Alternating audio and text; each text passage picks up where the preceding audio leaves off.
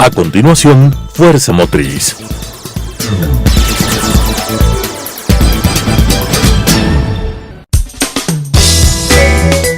Clasificación A. Apto para todo público.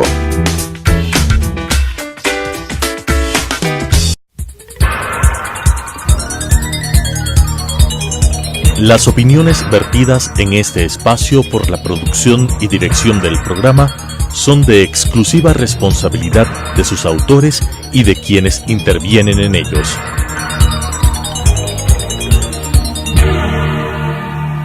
Telesucesos Canal 29 UHF presenta Fuerza Motriz, con temas de interés del sector automotor, estadísticas e industria automotriz, entrevistas a empresarios, curiosidades y consejos, con la conducción de Pablo Ordóñez y con el respaldo de AEADE, Asociación de Empresas Automotrices del Ecuador. Fuerza Motriz. Hola, ¿qué tal? Bienvenidos a una nueva entrega de Fuerza Motriz, una coproducción entre AEADE, la Asociación de Empresas Automotrices del Ecuador, y Telesucesos Canal 29 UHF. En esta ocasión vamos a hablar de un tema fundamental, un tema relativo al Pacto Nacional de la Seguridad Vial. Tuvimos algunas entrevistas con varios personajes de la sociedad civil, varios representantes del Estado ecuatoriano, con quienes dialogamos respecto de este tema tan importante, tan vital, algo que ustedes en el día a día miran, el hecho de salvar vidas, el hecho de reducir los accidentes o los siniestros, que son bien llamados siniestros, por la seguridad vial. Hace algunas semanas tuvo la iniciativa AEADE conjuntamente con la Agencia Nacional de Tránsito y el Ministerio de Transporte y Obras Públicas de hacer este lanzamiento con todos los integrantes de la sociedad civil, empresarios, representantes de los peatones, representantes de los ciclistas, de los motociclistas, de quienes hacen su vida diaria a través del transporte, precisamente para levantar la conciencia relativa a este pacto por la seguridad vial.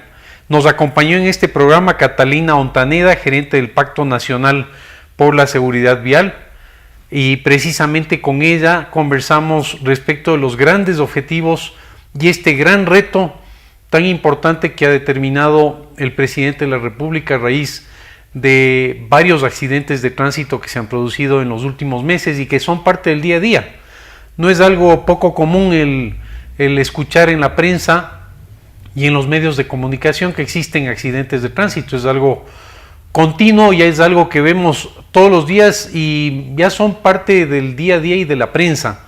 Pero lo que están haciendo las autoridades y está haciendo Catalina Ontaneda es precisamente elevar la conciencia del público. El primer gran objetivo es que ustedes, nosotros, todos quienes hacemos la ciudadanía, estemos más conscientes de que el tema es grave. Nos asustamos por los siniestros que se dan por la seguridad relativos a los asaltos, a los robos. Eso causa titulares de prensa y llama mucho la atención. Pero curiosamente los accidentes de tránsito cobran mucho más vidas, se pierden mucho más vidas por los accidentes de tránsito que por asaltos o robos. Al ciudadano común, como ustedes, como yo, se ve como algo normal, se ve como algo cotidiano. Sin embargo, lo primero que tenemos que hacer es asustarnos, sorprendernos y ver que el problema es grave. Ese es el primer gran objetivo de este pacto, es decir, elevar nuestra propia conciencia. Cada vez que veamos un accidente de tránsito donde vemos gente accidentada, lesionada, niños que fallecen por este propósito, asustémonos, sorprendámonos y elevemos nuestra conciencia. Ese es el primer elemento. ¿Cómo elevamos nuestra conciencia? Estando más cerca de las estadísticas, estando más cerca de las noticias relativas a este factor, no aceptándolo como un hecho que debe continuar, no aceptándolo como un hecho que debe continuar. Eso es importante porque si pensamos que está dentro del ADN diariamente en las noticias, pues lo vamos a ver como algo muy normal, lo vamos a ver como algo que no trasciende. Sin embargo, es totalmente trascendental. Imagínense que un niño menor de 10 años, menor de 5 años, fallece por un siniestro de tránsito que puede haberse evitado, que esa es la clave, esa es la parte fundamental. Estuvo acá con nosotros también el representante de Justicia Vial, el doctor Abad, quien nos hablaba de que todo accidente de tránsito puede prevenirse. El accidente de tránsito no se produce en ese mismo momento, se vino construyendo meses atrás. Se produjo por un factor o varios factores que se podían haber evitado en meses anteriores. No el día del accidente, a veces pensamos que el accidente se produjo por esa circunstancia, porque en ese momento hubo un siniestro. No es así, existen formas de prevenir. Entonces, el primer elemento es estar conscientes. El segundo elemento es que el problema es integral. En el Ecuador tenemos estos estigmas de clasificar a los motociclistas, clasificar a los ciclistas, clasificar a los peatones, clasificar a los conductores. Evidentemente el peatón tiene que tener mucho más jerarquía y, como decía Roque Sevilla, la pirámide está invertida, de primero están los vehículos. Es posible, sí. Sin embargo, eso no deja de determinar que el peatón también tiene responsabilidad. Muchos accidentes de tránsito y muertes fatales se producen por falta de conciencia de parte del peatón, por negligencia de parte del peatón y a veces, qué pena decirlo, de parte de quien fallece. Es decir, el peatón también es parte integral de este pacto por la seguridad, Pacto Nacional por la Seguridad, donde tiene que estar consciente por dónde camina, estar consciente de no estar en el celular mientras camina. Se están produciendo también ahora accidentes de tránsito por el celular. Precisamente que esté consciente y alerta a los dos lados. Y por qué no decirlo, parte de la seguridad y parte del pacto por la seguridad vial está en la prevención. Porque no es que de la noche a la mañana vamos a cambiar la conciencia de todo el mundo, pero sí lo que podemos hacer es prevenir, es decir, tener un manejo defensivo de ciclistas, de motociclistas, de conductores, por supuesto, y por qué no decirlo, de peatones también. Es decir, yo camino por la calle defensivamente, pero si no paso por el paso cebra, estoy exponiéndome a un riesgo mucho mayor. Entonces, el segundo gran tema es que este es un tema integral. Usted, ciudadano, el día de hoy camina desde su casa, es un peatón, luego toma un transporte público, termina siendo un pasajero del transporte público. Y por qué no decirlo, ahora algunos ciudadanos están utilizando la bicicleta, entonces dejan su bicicleta cerca de la estación del bus o la estación del trole y toman la bicicleta hacia su trabajo. Es decir, en un solo día han tenido 3 distintos roles: peatón, transporte público y bicicleta. Esto significa que el problema de la seguridad es un problema integral, no es de silos, hablando de peatones, ciclistas, motociclistas y de conductores de vehículos o de transporte público, sino que es un tema integral. Todos vamos a sumar, todos nos vamos a unir para salvar vidas. El tercer gran tema para ustedes y para nosotros como sector, nosotros como medios de comunicación, nosotros como gremios, es precisamente no solo hablar, no solo decir, se produjo este accidente y entonces qué contrariedad de este transportista, es un irresponsable. No es solo el transportista, son también los pasajeros que le presionan para que vaya más rápido. Y no es solo el transportista porque se le cruza el motorizado.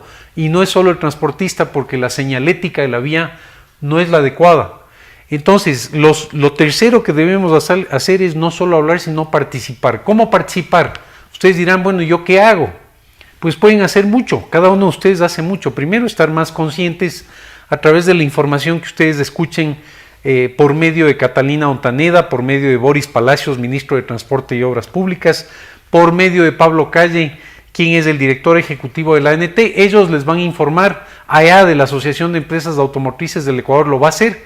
Van a informar continuamente sobre este pacto, entonces estar atentos a las estadísticas, seguirle a través del Twitter, seguirle a través de Facebook, seguir a través de los medios de comunicación, estar pendientes de sus páginas porque continuamente van a hablar de esto. Cuando yo estoy consciente de la información, me sensibilizo y automáticamente comienzo actuar mejor, salgo de mi casa con un poco más de conciencia, salgo con mayor precaución, escucho las recomendaciones que da el Pacto por la Seguridad y estoy atento a eso y lo comunico dentro de mi casa, lo comunico dentro de mi familia, les digo a mis hijos que tengan mayores precauciones. Ahí está el primer paso, un paso de adentro hacia afuera, desde sus propias casas, de sus propios hogares hacia afuera. Es decir, no solo hablemos, no solo critiquemos, seamos parte de la solución, actuemos diariamente en la solución. Y finalmente, un cuarto tema fundamental en este gran objetivo nacional tiene que ver con sumar, con celebrar cuando se salve una vida. Estamos hablando precisamente con algunos representantes de la sociedad civil, por ejemplo con María del Carmen de la Torre, presidenta de la Fundación Corazones en el Cielo, Soraya Herrera, presidenta de la Fundación Cabat, Juan Santillán es de Consubial, Carlos Zurita, presidente de la Fundación Biciacción, en fin, todos están sumando a este propósito. Y lo fundamental es que cuando salvemos una vida,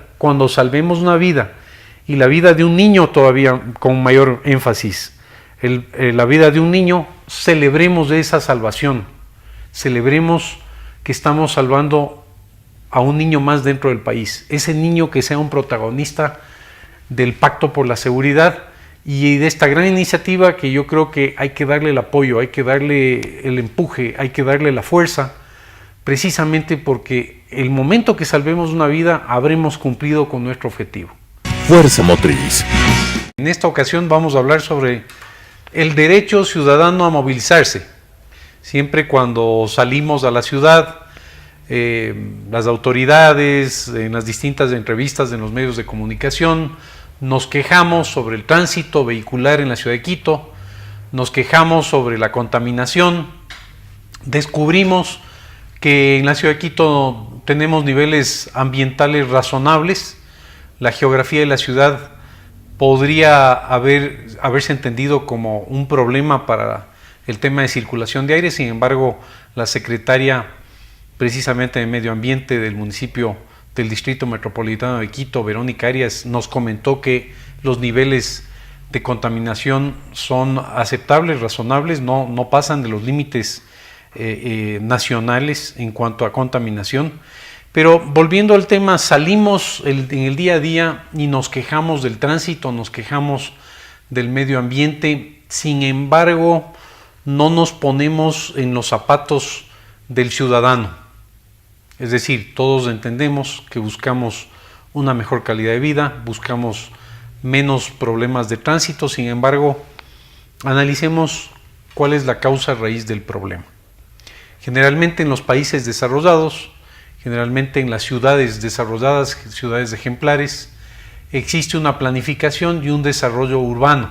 Es decir, el alcalde de turno hace una planificación de cara a los próximos 20, 30, 50 años. Planifica la ciudad a través de un desarrollo urbano con vías y con rutas que permiten el acceso adecuado de ese ciudadano, normalmente desde su hogar hacia el supermercado, hacia la tienda, hacia la farmacia, de ese ciudadano a su lugar de trabajo, de los hijos de ese ciudadano a los colegios, a las universidades, y a través de este estudio que se hace con un alto nivel técnico, se elabora el diseño de la ciudad, se hace un desarrollo urbano. Cuando las ciudades no han sido planificadas adecuadamente, se producen distintos tipos de conflictos en el tránsito peatonal, que también ocurre en algunas ciudades, conflictos en el tránsito vehicular, conflictos en el transporte público. No es necesariamente el responsable de un conflicto del transporte público el transportista. No es necesariamente el responsable de un problema de movilidad quien conduce un vehículo, y menos aún un motociclista o un ciclista o un peatón. El responsable normalmente de esta causa raíz fuerte tiene que ver con el desarrollo urbano. Entonces ese es un primer tema que afecta a los derechos del ciudadano. El ciudadano tiene derecho a movilizarse. De eso debemos partir. ¿Quién está primero, la ciudad o el ciudadano? El ciudadano. El ciudadano tiene derecho a movilizarse. Ahora bien, digamos que la ciudad no fue desarrollada en los últimos años de una manera inteligente, de una manera planificada. Ha sido desarrollada de una manera caótica. Puede ser el caso de la ciudad de Quito. Estamos heredando un problema de planificación de 50 años atrás. No se planifica bien la ciudad. Y por lo tanto, el señor que vive en el sur de Quito, que tiene que movilizarse hacia el norte de la ciudad de Quito a su trabajo, necesita una solución de movilidad. Ahora, ¿qué pasa si ese señor no tiene facilidad en las conexiones del transporte público? O no existe transporte público para su comunidad. Existen varias partes de la ciudad de Quito donde un bus de transporte público no llega a ese destino. Si ustedes se van a la periferia de la ciudad, van a ver camionetas transportando seres humanos. Camionetas transportando seres humanos de lugares periféricos alejados hasta la estación del transporte público donde sí tiene acceso ese bus de transporte urbano o en algunas ocasiones de transporte rural. Entonces el primer elemento es ese ciudadano que vive en la periferia de la ciudad, generalmente de bajos recursos, porque el costo de la tierra alrededor de la ciudad es más bajo. ¿Cuál es la solución de movilidad que tiene? Tuvimos acá en este set una entrevista donde hablamos sobre el transporte rural hacia las ciudades y cómo los ciudadanos son absolutamente creativos en encontrar mecanismos de transporte desde lugares alejados donde no existe solución de transporte. Entonces, ese ciudadano de diversos niveles socioeconómicos, normalmente bajos, tiene derecho a movilizarse. Por ahí debemos partir. No debemos partir por llegar a la ciudad y decir, este es un caos vehicular. El caos vehicular, ¿por qué se produce? Porque la gente tiene necesidad de transportarse, tiene necesidad de movilizarse, tiene el derecho de movilizarse, no solo la necesidad, tiene el derecho de movilizarse. Entonces, la parte fundamental cuando salimos a la ciudad no es quejarnos del tránsito, sino entender cuál es la causa raíz. El primer tema es desarrollo urbano. El segundo gran tema, digamos que la ciudad ya es un poco desorganizada, como es el caso de la ciudad de Quito. Tiene que ver con la señalética, tiene que ver con la semaforización, tiene que ver con cómo dirigimos el transporte. Si es que una calle es doble vía, si es una vía, eso tiene que ver con los flujos de movilidad. Eso no es responsabilidad del motorizado, no es responsabilidad del transportista, no es responsabilidad de quien conduce el vehículo.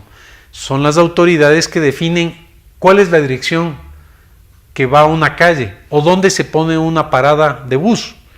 Por ejemplo, si tenemos un semáforo y la parada de bus es antes del semáforo, no se necesita ser, digamos, brillante para entender que ese bus está paralizando todo el tránsito, cuando esa parada de bus puede colocarse luego del semáforo, donde evidentemente va a haber mayor fluidez. Entonces, un segundo elemento que tiene que ver con el caos vehicular, con el caos de la movilidad, tiene relación con cómo utilizan inteligentemente las autoridades de esas vías. ¿Sí? El asunto del pico y placa es una forma de parchar, de solucionar parcialmente el problema, pero no atacando la causa raíz. Aliviana un poco el tránsito, pero ustedes ya ven en la ciudad de Quito con el pico y placa de un solo día. En otras ciudades hay de 2 días, esperemos que eso no ocurra acá, pero con un solo día ya existe caos, inclusive en las horas que estamos en pico y placa. Es decir, ya no puede uno en la ciudad de Quito calcular el tiempo que se va a demorar desde la casa al lugar de trabajo, o de la casa a hacer un trámite en el municipio, o desde la casa hacia el colegio de los niños. Existe mucho más dispersión en el tiempo y hay que tomar mucho mayor prevención. Pero en segundo lugar, es importante enfatizar que si la ciudad ya es caótica, las autoridades son las que determinan por dónde circulan los vehículos. ¿Qué vehículos circulan? ¿A qué hora circulan los vehículos? si los vehículos circulan con placas o sin placas. Si es que un vehículo se moviliza, así sea del Estado, de la más alta autoridad, sin placas, esa es una responsabilidad del municipio local porque le permite a ese vehículo circular sin placas. ¿Sí? Si estamos tratando de controlar precisamente todo aquello que tiene relación con la seguridad, es fundamental que los vehículos, especialmente oficiales, vehículos del Estado, usen placas y de preferencia no con vidrios oscuros y polarizados, porque no se sabe ni siquiera quién va adentro. Eso reduce la seguridad de las ciudades. Entonces, el segundo punto fundamental es que las autoridades son quienes definen dónde va un semáforo. O inclusive, posiblemente algo que ustedes habrán visto en la ciudad. Hay un semáforo, se prende el semáforo y no hay quien pase en el sentido contrario. ¿Qué hace ese semáforo mal colocado? Detiene el tránsito vehicular. El tránsito y la fluidez se determina por el tiempo que ustedes se demoran desde su casa a su trabajo, por el tiempo que se demora un niño desde su casa hasta su colegio. Entonces, el segundo elemento es las autoridades locales y nacionales son quienes determinan cómo se moviliza ese tránsito. Existe una parte de responsabilidad ahí. Ahora bien, claro, si la ciudad es totalmente caótica, no es que yo voy a poder resolver como autoridad todos los problemas del tránsito. Definitivamente voy a tener dificultades. Pero si a eso le aumento una parada de bus antes de un semáforo, quiere decir que estoy sumando el problema en vez de resolverlo. También todo aquello que tiene que ver con el transporte pesado, eso genera tráfico, circulación. El estado de las vías también tiene que ver con la carga que tienen los vehículos de transporte pesado. Si yo como autoridad permito que un vehículo de transporte pesado se meta en el centro de Quito, en una calle que está recién compuesta, con una carga superior a la normal, lo que va a ocurrir es que esa asfaltada se va a hundir y en pocos meses ustedes van a circular por ahí a una velocidad más lenta, porque los baches lo que hacen es producir accidentes, reducen la velocidad y causan mucho daño a los vehículos, también aumentan el costo de la reparación de los vehículos.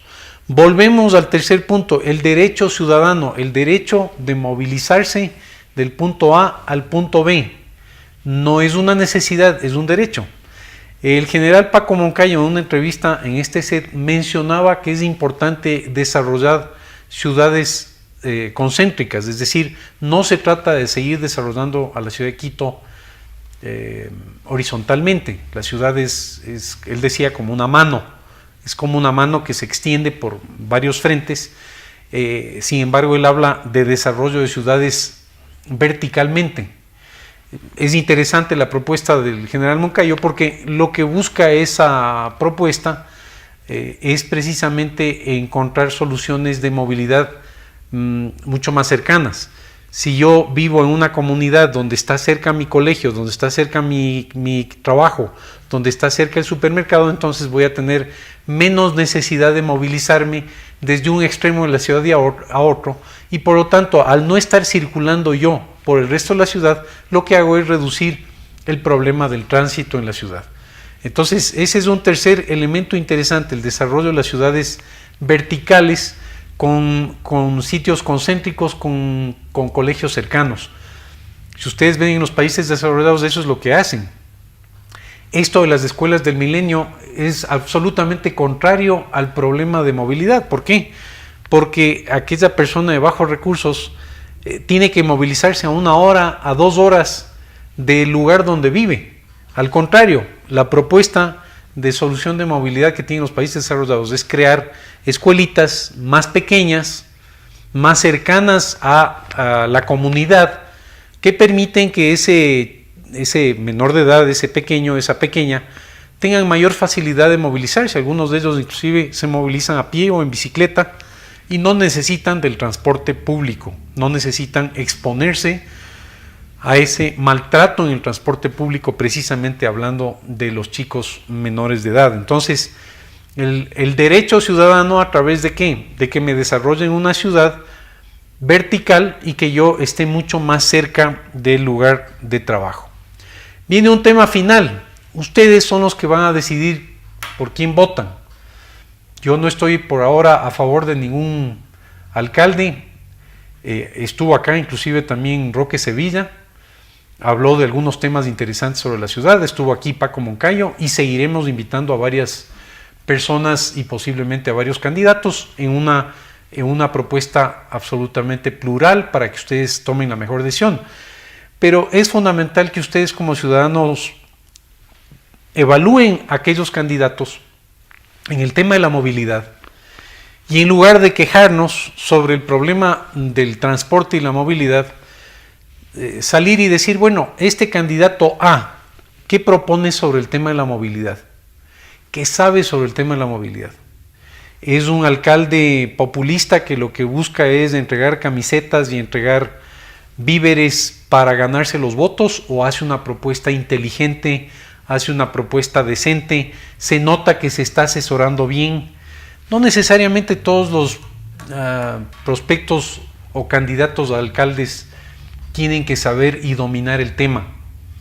Hay alcaldes de muchas ciudades que se asesoran con las personas adecuadas. Hay alcaldes que se rodean de técnicos.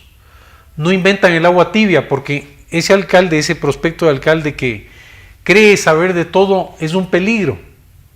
El que dice yo no sé, pero me asesoro, quizás es aquella persona que podría ser un mejor candidato. ¿Qué propone? ¿Qué entiende sobre el tema de la movilidad? ¿Qué entiende sobre los problemas de la ciudad? Ahora, a través de las redes sociales, ustedes pueden preguntarle, a través del Twitter, a través del Facebook. Vean si les contestan. Miren cuál es la respuesta. Vean si permiten que la ciudadanía opine. Acérquense a los potenciales candidatos ahora que están tan, digamos, ávidos por acercarse a la ciudad. Después, cuando son alcaldes, son un poquito más complicados. Ahora les van a recibir, les van a atender.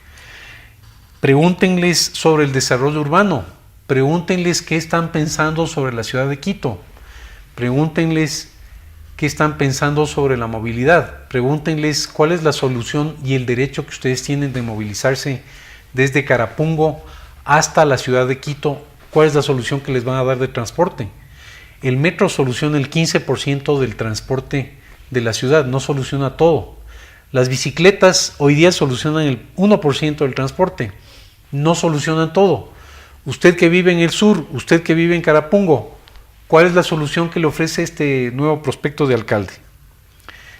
¿Qué sobre las placas y la circulación de vehículos sin placa? Pregúntenles a esos alcaldes. ¿Van a seguir permitiendo que los vehículos se movilicen sin placas en la ciudad de Quito, con vidrios oscuros, y más aún si son autoridades de gobierno? Síganle muy de cerca a las autoridades de transporte, estén cerca de ellos viendo todas las obras y oriéntenles también, porque ustedes son los ciudadanos que saben lo que está pasando en sus propios barrios.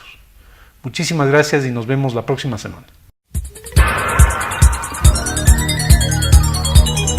Las opiniones vertidas en este espacio por la producción y dirección del programa son de exclusiva responsabilidad de sus autores y de quienes intervienen en ellos.